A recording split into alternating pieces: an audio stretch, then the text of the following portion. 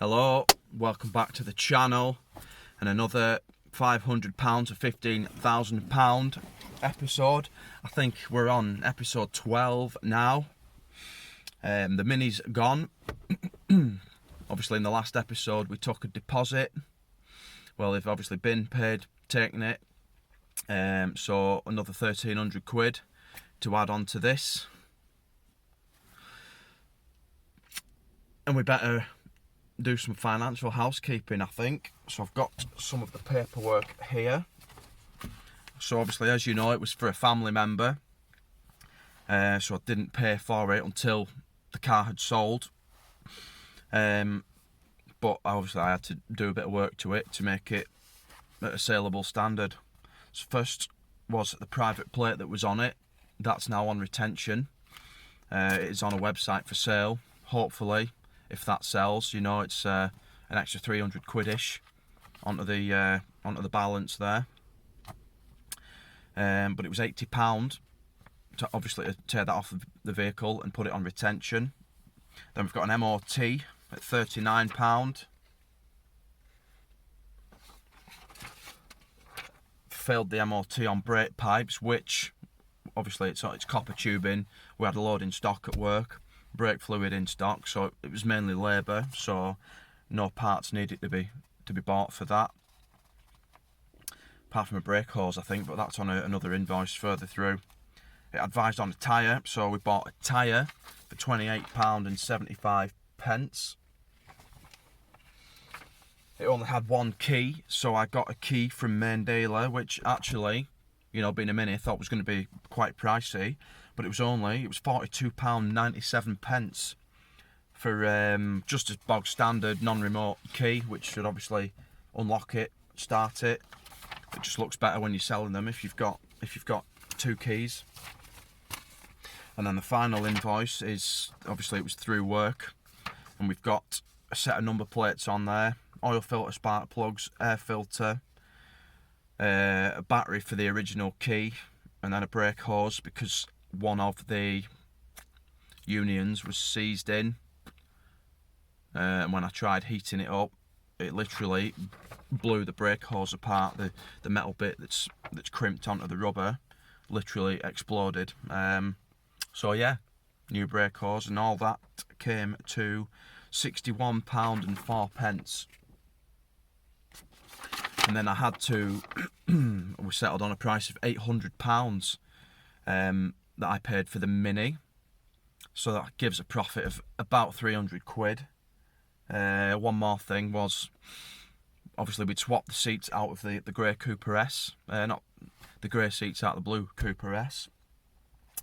Driver's one was fine. Passenger one would slide forward. Would tilt, but wouldn't slide. So I've had to order just a second-hand sort of set of seat rails with cables, and that was 25 quid. But they're gonna come back and have that fitted when they've got their other car MOT'd. Obviously, I mentioned, you know, that it failed its MOT quite badly, and they needed this Mini. So that's that. So now I suppose onto what we've got to replace it, and it is 300 quid's worth of 55 plate Ford Fiesta 1.4 TDCi. It was pretty local to me. Found it on Facebook. It was advertised as having a diesel leak. I think it's got MOT until March, but I'll be putting full 12 months on it. And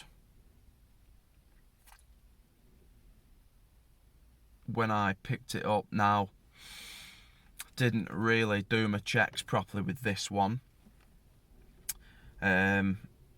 Obviously I'd been on Auto Trader, had a look at what similar priced, similar age and mileage vehicles that we're going for, and they're going for about 12 or 1,300 quid. It's done 88,000 miles, and 1,100 quid, which, you know, is £1,000 more than what I've paid for it.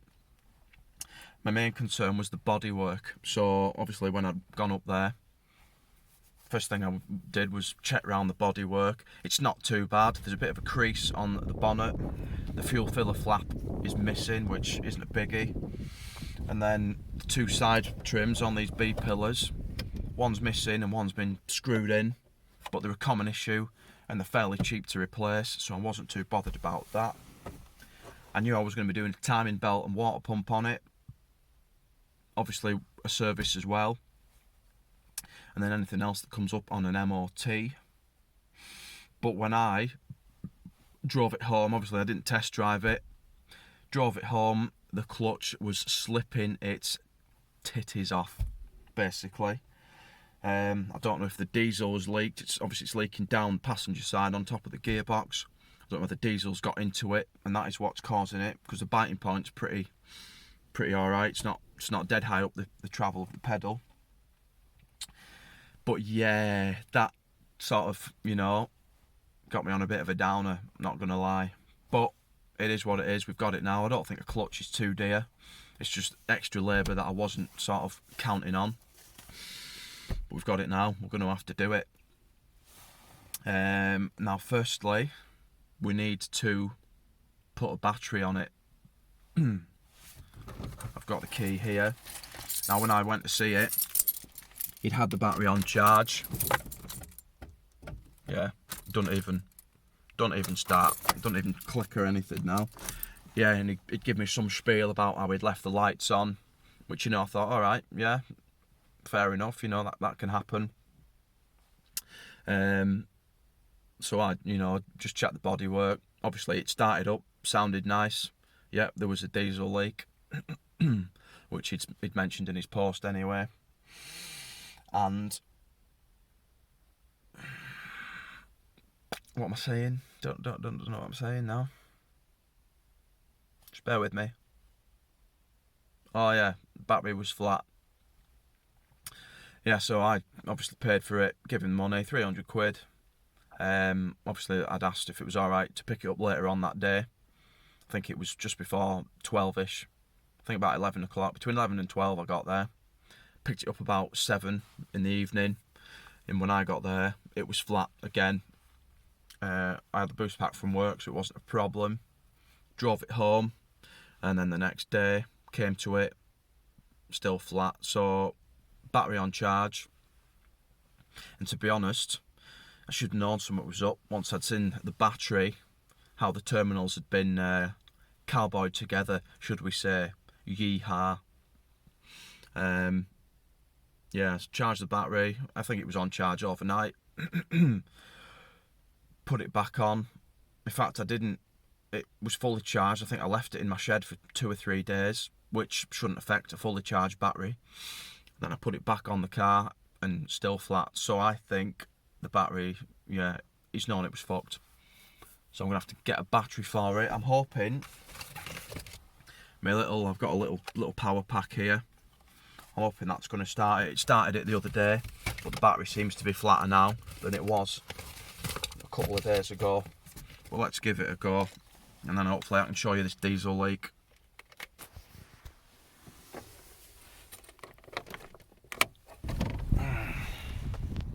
Come on. Okay.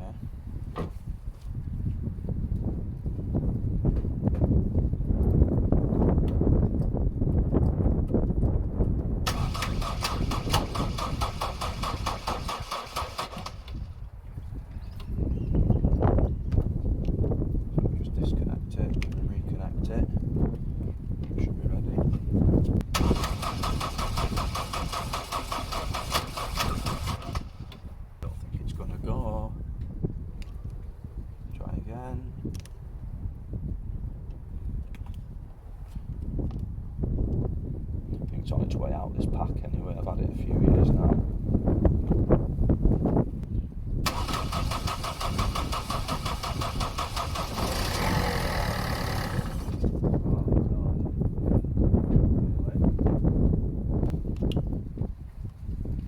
Come on.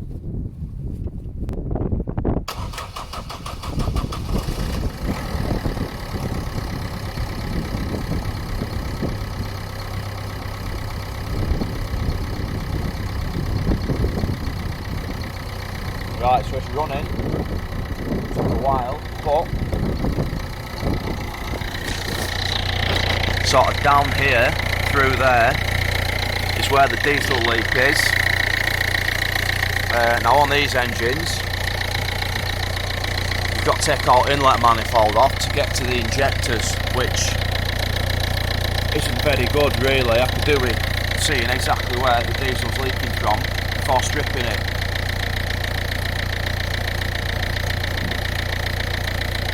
But it is what it is.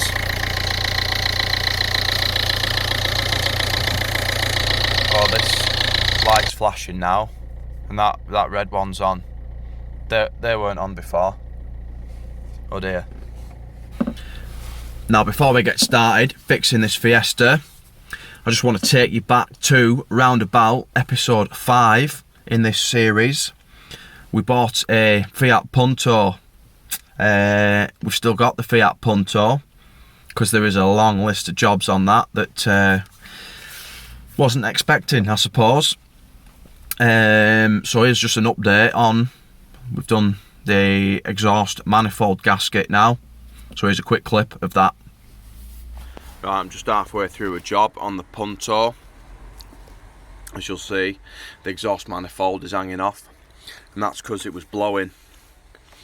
So I've got a new gasket, but what actually was wrong, these two lower bolts weren't even tight. This one was snapped, and this one had snapped as yeah, when I came to undo it. So I had to try and weld a nut onto the remaining stud. It's worked on this one, it hasn't yet worked on this one. But this is how many attempts we've had. Obviously you can see that one that's come out, and you just sort of try and build the stud up with weld, and then weld the nut to the weld that you've welded onto the stud. A lot of welding involved, but yeah, need to try and get that other one out, then put it back together, and hopefully it should sound sweet when it starts up. Right, manifold's back on with new gasket.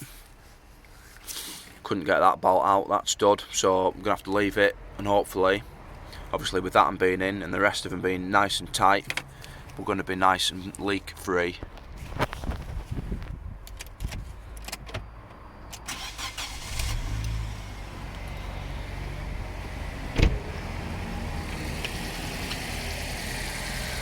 And that sounds loads better. It was obviously spitting and farting out of that hole. If you look at the old gasket, you can see where it was blowing, where the soot has built up. These two are nice and clear. That one was obviously leaking. Tidy. One job down, 36 to go. Right, so that's the Punto. I'm going to start using that as a daily, I think, so that's going to be repaired as and when it needs to be. Obviously the MOT is in March, so it needs to all be sorted before then. But obviously my current family bus, MOT expires on that in about 5 days, and it's going to be quite a bit of work to fix it. Anyway, today's new day, new jumper, and I've got an update on the MX-5 situation. Now, I've done a deal with sort of a regular customer down at the garage for a classic Mini, 1976 Mini. The deal was swap the Mazda and 850 quid, and I'll obviously take possession of this, but I wasn't expecting it so soon. He messaged me last week, I think it was, needed it moving off his drive because he was expecting some work to be done. So I've done that, just dropped it in the forecourt at work. But we're now a week after that has happened, and I just ordered some ignition system bits because it doesn't run at the minute. I have heard it running, but yeah, I don't know if it's got a weak spark or it's overfueling, timing's out or what. I've not even looked at it. I've been on with the Mazda, which you can see in the background there, and still got the Beamer to do. But yeah, so somebody's just been down, asked if it's for sale. Now the plan was to have this as like a fallback kind of project, like the Mazda was going to be. But, you know, we've got a Mazda for the channel, so I thought this Mini would be something a bit different. Don't really know what they're worth, so I said, you know, my plan was to obviously do it up over the winter, sell it sort of next summertime. I'll be looking about 2.5 to 3 grand for it. And then he's obviously asked how much would I want for it in the state it's in. 2 grand was my answer. He offered 18. I said no to start with, but then I've thought about it. I thought, you know, 1,800 quid for having the car a week, not even lifting a finger on it, it's not bad. I don't know what profit we're going to have made, because obviously we've got the bits we've spent on the Mazda. We've probably had £300 or £400 in that Mazda, plus the 850, so we probably made about 500 quid. But it gets rid of 2 cars, and I could do with the space, really. So it is what it is. We might get another one in the future, but that's that. Now we better address this situation. So I think most of the bits for the Mazda have been removed. We need to add. Do we need to add? We need to add 1,800 quid for what we've sold this Mini for. We need to remove 850 for what we've paid for this Mini, and that should leave us, I don't know, we're nowhere near 15 grand, I'll put it that way. It's going to be a long drawn out series, this, but we'll get that Fiesta done, and that's another one done and sorted, and hopefully then we might have about 4-ish thousand, between 4 and 5,000, and hopefully we can get something that's not, you know, everything I've got so far has been fucking sub 500 quid pretty much. Hopefully we can get something a bit nicer. I do know of a 1 Series, 59 plate 1 Series that has it's got a misfire. I think it's down on compression on a cylinder. It's only a 116i in black. It's a nice-ish looking car, and I had been offered that for 850 quid. Which I think is a bit of a bargain. I know it's probably going to need the engine stripping down, but I don't mind that. Something I can get on with. So we'll see. But that's getting ahead of ourselves. Let's get this Fiesta done. We'll get that started in the next episode. For now, though, I suppose this was just a bit of an update episode. I'll leave you with some footage of the classic Mini before it goes. So thanks for watching, and we will see you next time. Bye.